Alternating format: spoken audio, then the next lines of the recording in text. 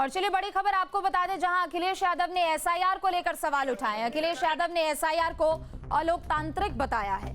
PDA की कम भागीदारी पर सवाल अखिलेश यादव ने उठाए हैं। तो पूरे देश भर में एसआईआर की प्रक्रिया हो रही है। पहले चरण में 10 से 15 राज्यों को शामिल किया गया है और इस पूरी प्रक्रिया को लेकर अखिलेश यादव की ओर से सवाल उठाए गए हैं। और चलिए इसी खबर पर और भी बातचीत करने के लिए सुब्रत पाठक बीजेपी नेता हमारे साथ जुड़ चुके हैं।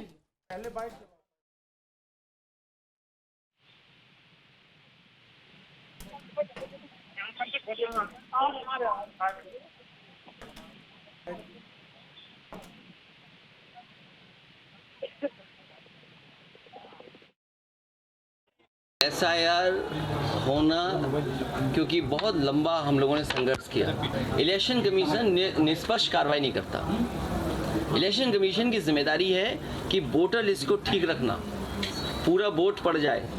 क्या आपको दिखता है कि वो निष्पक्ष हैं? भेदभाव के साथ काम करता है इलेक्शन कमीशन और उसका एडमिनिस्ट्रेशन। इसलिए आरोप लगना तय। और एसआईआर में घोटाला करना चाहते हैं बीजेपी के लोग।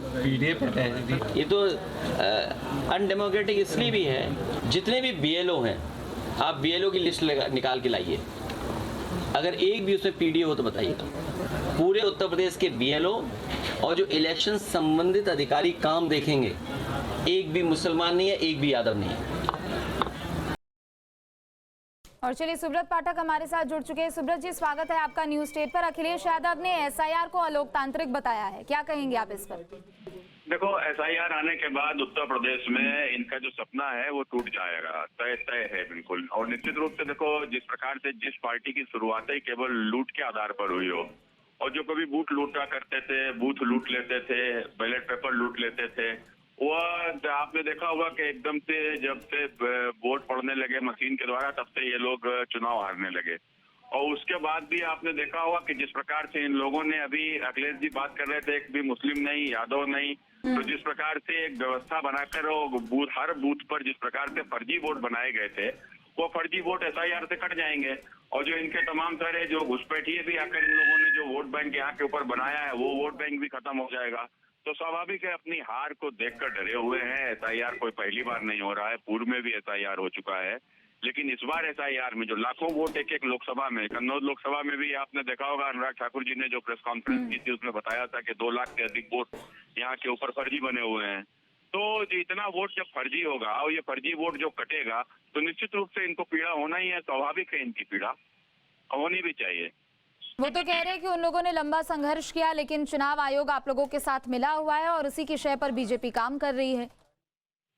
देखो, अभी आपने देखा था कि जब बिहार में एसआईआर हुआ और उसके बाद में कोर्ट ने भी कहा, आयोग ने भी कहा कि कोई भी अगर ऐसा मतदाता लगता है कि जिसका वोट कटा है और वो वोट मौजूद है, तो एक भी नाम ये लोग दे नहीं पाए।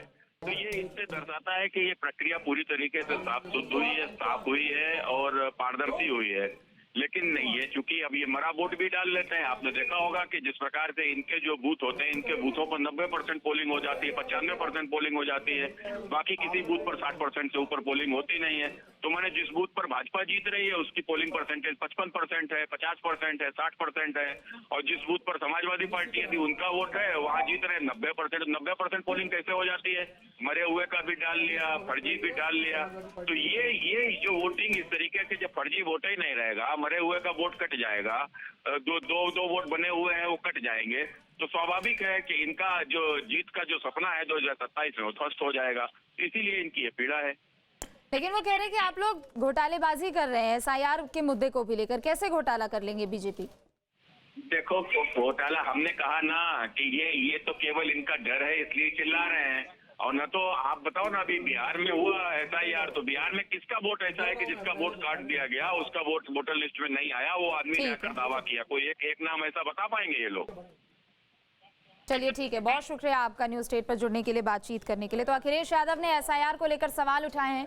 अखिलेश यादव ने एसआईआर को अलोकतांत्रिक बताया है और उनका कहना है कि बीजेपी के साथ चुनाव आयोग मिला हुआ है और जितने भी बीएलओ हैं उसमें कोई मुस्लिम नहीं है और कोई पीडीए का भी कोई शख्स इसमें नहीं है। तो अखिलेश यादव की ओर से सवाल।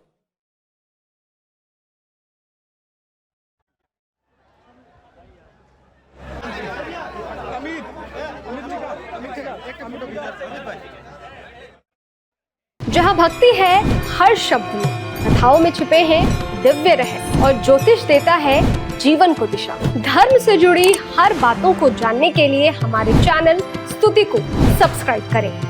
चैनल पर जाने के लिए इस लिंक पर क्लिक करें।